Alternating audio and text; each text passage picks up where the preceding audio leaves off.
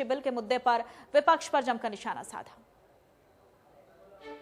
पूर्व शिक्षा मंत्री और बीजेपी के वरिष्ठ नेता रामविलास शर्मा ने 3 कृषि अध्यादेशों को लेकर विपक्ष पर एजेंडा सेटिंग के आरोप लगाए हैं। रामविलास शर्मा ने कहा कि कांग्रेस समेत तमाम विपक्षी दलों के पास केंद्र की मोदी सरकार के करवाए गए विकास कार्यों के बाद कोई मुद्दा नहीं बचा है।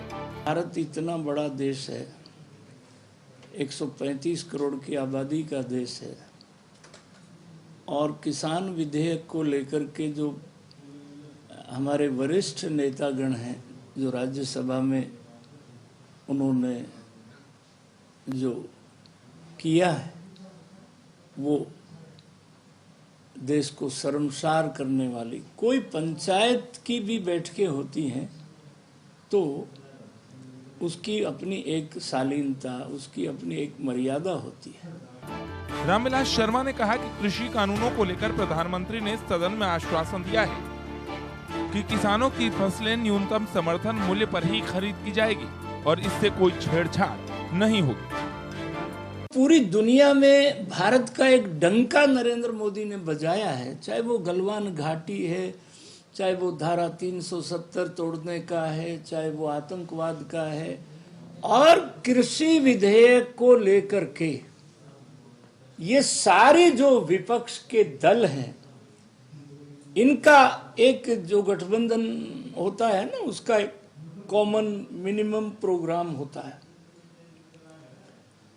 इनका एक कॉमन मिनिमम प्रोग्राम है कि कोई बहाना मिल जाए जिससे नरेंद्र भाई मोदी को गाली देने का अवसर मिल जाए। रामविलास शर्मा ने कहा कि केंद्र की बीजेपी सरकार ने विपक्षी राजनीतिक दलों की दुकानें बंद कर दी हैं और विपक्ष को प्रधानमंत्री की लोकप्रियता से डर लगता है।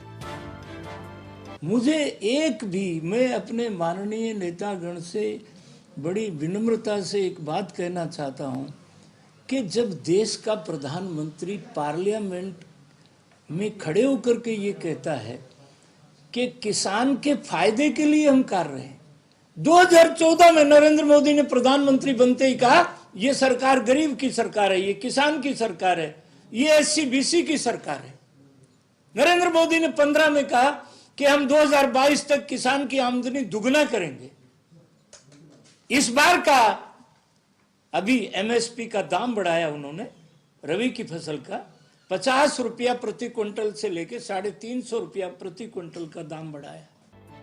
पूर्व शिक्षा मंत्री ने कहा कि सरकार ने तीनों बिलों के ऊपर सदन में सभी पार्टियों को पूरा बोलने का मौका दिया था, लेकिन इसके बावजूद भी इन लोगों ने सभापति का माइक तोड़